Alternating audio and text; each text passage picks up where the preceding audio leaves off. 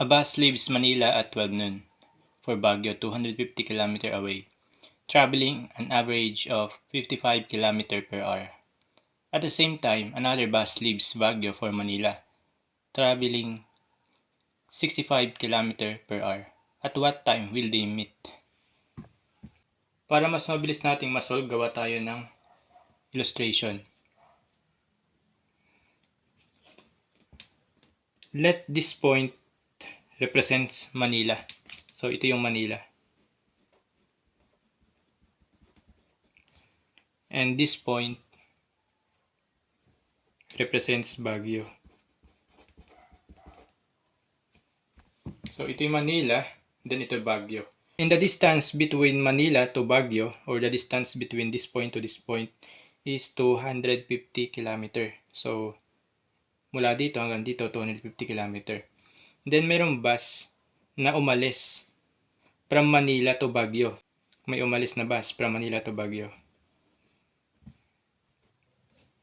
12 noon nung umalis. 12 noon, umalis yung bus from Manila to Baguio. At ang kanyang speed is 55 km per hour. So, ang speed nitong bus na ito is 55 km per hour.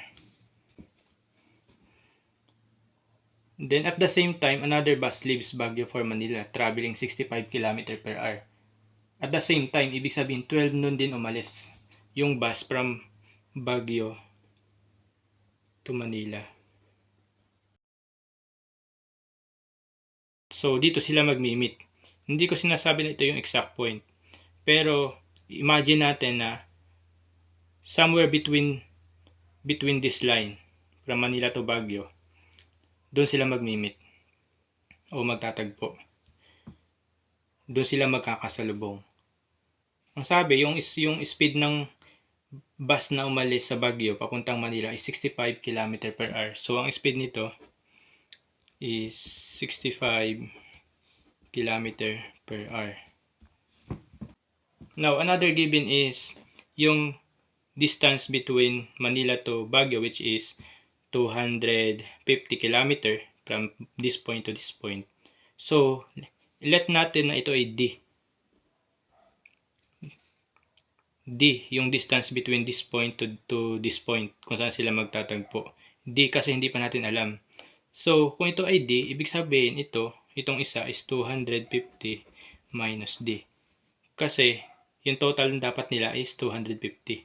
So, ito ay D. So, bawasan mo lang ng D yung 250, makukuha na natin itong isang distance.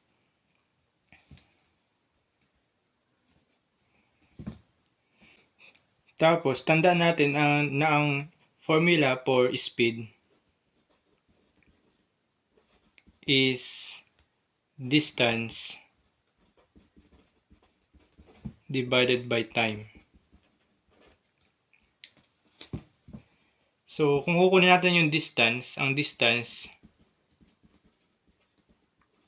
is equal to speed multiplied by time.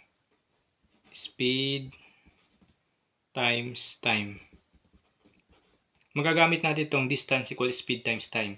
I-equate natin yung D, itong D, yung distance. Distance equals speed, which is 55. Kasi, tapos times time. Hindi pa natin alam kung ano yung time. Kung ilang minuto o ilang oras sila magkakatagpo. So, T. Ito yung equation 1. Equation 1. Then, equation 2 is 250 minus D. Itong 250 minus D. Yan yung distance. Equals yan sa 65 times time.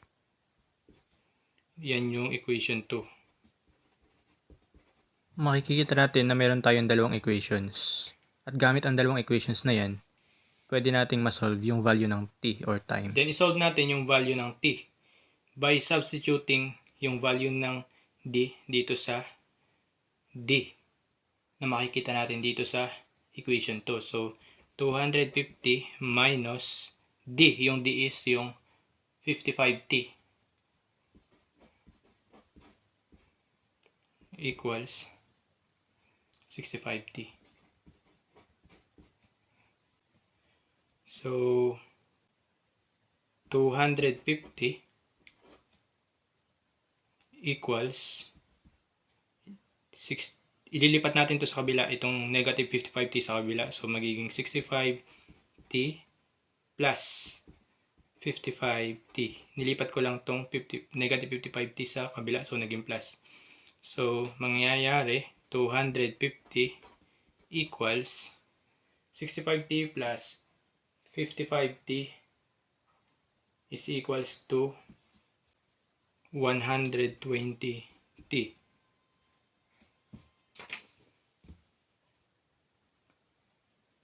Then ituloy lang natin, i-reverse lang natin to. Pagbalik talaga natin, 120t equals 250.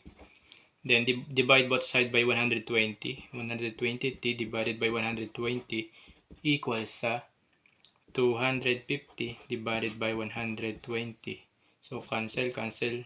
Then t is equals sa 2.08333 hours.